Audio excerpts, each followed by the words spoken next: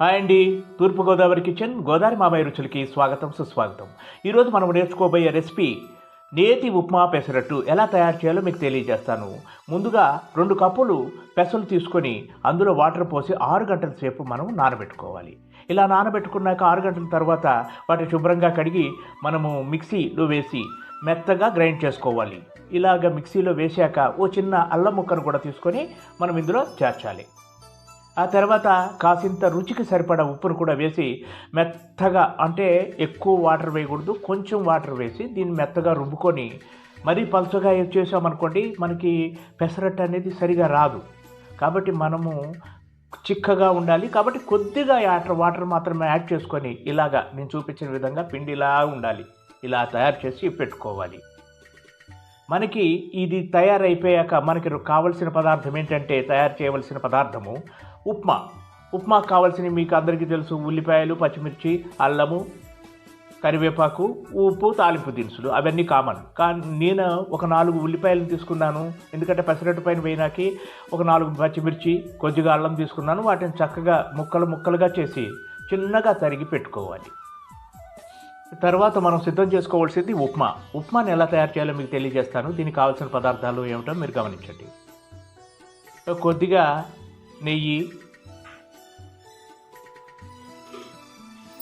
శనగపప్పు కొద్దిగా, ఆవాలు కొద్దిగా, జీలకర్ర కొద్దిగా, ఉప్పు రుచికి సరిపడా తీసుకోండి. ఇప్పుడు స్టవ్ వెలిగించి పొయ్యి మీద బాణలి పెట్టి దాంట్లో మనకు సరిపడా నెయ్యి వేసి అందులో మొత్తము ఈ తాలింపు దినుసులు ఇవన్నీ, శనగపప్పు, ఆవాలు, జీలకర్ర, కరివేపాకు, ఉల్లిపాయలు ఇవన్నీ వేసేసి, పచ్చిమిర్చి కొంచెం వేసేసి ఇవన్నీ కాసేపు ఫ్రై చేసుకోవాలి. ఇలా ఫ్రై చేసుకుంటూ ఉంటే మంట కొంచెం తగ్గించుకోండి, ఎందుకంటే ఎక్కువ ఫ్లేమ్ ఉందంటే అవి మాడిపోయే ఇది ఉంటుంది. కాబట్టి మనం లో ఫ్లేమ్లో పెట్టి ఫ్రై చేసుకోవాలి. కాసేపు ఫ్రై చేసుకొని అప్పుడు దీనికి సరిపడా వాటర్, అంటే నేనేం చేశానంటే ఒక చిన్న కప్పు ఉప్మా రవ్వ తీసుకున్నాను. ఆ కొలతతోటి 3 గ్లాసులు వాటర్ తీసుకోండి. 2 గ్లాసులు అయితే గట్టిగా అవుతుంది ఉప్మా. 3 గ్లాసులు వాటర్ పోస్తే కనుక చక్కగా మెత్తగా తయారవుతుంది. అందుకని నేను 3 గ్లాసెస్ ఎప్పుడు యూజ్ చేస్తాను. 1:3 అది పద్ధతి. మీరు కూడా 3 గ్లాసులు వేయండి. అందులో మనము ఉప్మా రవ్వ ఏ మెజర్మెంట్ తీసుకున్నామో అదే మెజర్మెంట్ తీసుకొని 3 కప్స్ అందులో వేసేయండి. వాటర్ వేసేసాక పూర్తిగా మంట పెట్టి బాగా తిరగబడే వరకు ఇలాగా కాసేపు తిప్పి కొద్దిగా ఉప్పు కలపండి. కలిపి అందులో తర్వాత మనము ఆ యొక్క ఉప్మా రవ్వని అందులో వేసి ఇలా తిప్పుతూ స్లో ఫ్లేమ్లో ఇలా తిప్పుకుంటూ ఉండాలండి. అంతేనండి, చిటికలో తయారైపోతుంది ఉప్మా. అంత ఈజీయెస్ట్ రెసిపీ మరొకటి లేదు నాకు తెలిసినంత వరకు. చూడండి ఎంత చక్కగా తయారైందో. ఇప్పుడు దీని మీద మనం ఏం చేయాలంటే, ఇప్పుడు మూత పెట్టి కాసేపు ఒక 5 మినిట్స్ అలా ఉంచండి.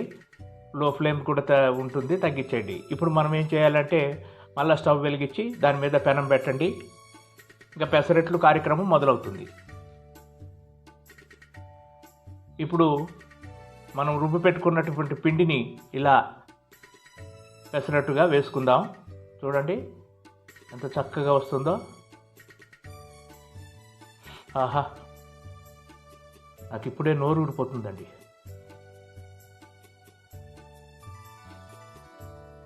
ఇప్పుడు మంట ఇంతకుముందు మనం తగ్గించి పెట్టాము. ఇప్పుడు కొంచెం ఫ్లేమ్ పెంచుకుంటే చక్కగా ఇది చూడండి ఎలాగా బబుల్స్గా వచ్చి అలా ఉడికిపోతుంది మొత్తం పెసరట్టు. మళ్ళీ తిప్పాల్సిన అవసరమే లేదు, దీన్ని 1 సైడే కాల్చుకోవాలి.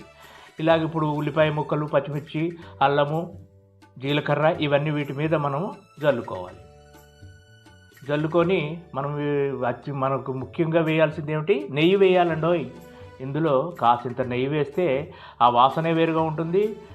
ఇంకా అసలు అంత మధురంగా ఉంటుంది అది పెసరట్టు, నేతి పెసరట్టు. నేను ఎక్కువగా పెసరట్టులోకి నెయ్యి వాడుతూ ఉంటాను. మీకు ఉంటే నెయ్యి వాడచ్చు, లేదంటే మనం ఆయిల్ కూడా యూజ్ చేసుకోవచ్చు. కొద్దిగా నెయ్యి వేశాను. చూడండి ఎలా తయారైపోయిందో, చక్కగా రోస్ట్ అయిపోయింది. ఇలా ముట్టుకుంటే లేచి వచ్చేస్తుంది పెసరట్టు. ఇలా చేసుకొని దీని మీద మనం తయారు చేసి పెట్టుకున్న ఉప్మాని పరిచి ఇలాగా చేస్తూ దాన్ని ఫోల్డ్ చేసుకోవాలండి. ఇప్పుడు ఇలాగ 2 సైడ్స్ ఫోల్డ్ చేసుకొని ఇంకా మనము ఆరగించడమేనండి. తయారైపోయింది పెసరట్టు. ఇదండి ఈ యొక్క పెసరట్టు రెసిపీ. మీకు నచ్చితే ఈ వీడియోని లైక్ చేయండి. దయచేసి నా ఛానల్ని సబ్స్క్రైబ్ చేయండి. మరిన్ని వీడియోస్ కోసం ఈ గోదావరి మామయ్య రుచుల్ని చూస్తూ ఉండండి. మరికొన్ని వీడియోస్తో మీ ముందుకు అతి త్వరలో వస్తాను. వీక్షిస్తున్న ప్రేక్షకులందరికీ నా నమస్కారాలు. సెలవు.